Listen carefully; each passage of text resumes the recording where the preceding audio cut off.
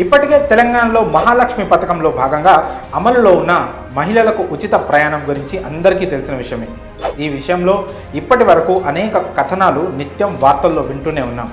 అయితే తాజాగా ఈ ఫ్రీ బస్సు జర్నీ గురించి బీజేపీ ఎమ్మెల్యే కాటిపల్లి వెంకటరమణారెడ్డి కొన్ని కీలక వ్యాఖ్యలు చేశారు. టికెట్ కొనుగోలు చేసే స్తోమత ఉన్న ప్రజలు కూడా ఈ ఫ్రీ సర్వీస్ను ఉపయోగించుకుంటున్నారు.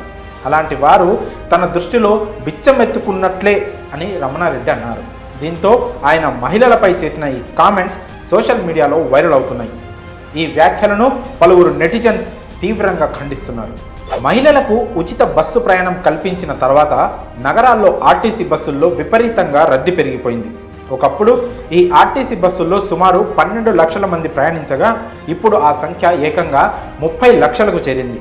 ఈ విషయమై ఒక్కొక్కరు ఒక్కోలా వారి అభిప్రాయాలను వ్యక్తపరుస్తున్నారు. కొందరికి ఈ సర్వీస్ ఇబ్బందికరంగా ఉంటుంది, అలాగే మరికొందరికి ఉపయోగకరంగానూ ఉంటుంది. ఈ క్రమంలో కామారెడ్డి బీజేపీ ఎమ్మెల్యే కాటిపల్లి వెంకటరమణారెడ్డి చేసిన వ్యాఖ్యలు సోషల్ మీడియాలో చర్చనీయాంశంగా మారాయి. ఈ వ్యాఖ్యలపై నెటిజన్లు పలు రకాలుగా స్పందిస్తున్నారు. ఫ్రీ ఎవరికి ఉండాలో వాళ్లకు ఉండాలి. నీ దగ్గర పేయింగ్ కేపబిలిటీ ఉండి నెలకు 10,000 సంపాదిస్తూ కూడా ఫ్రీ బస్సు జర్నీ వాడితే నా దృష్టిలో నువ్వు బిచ్చమెత్తుకుంటున్నట్లే.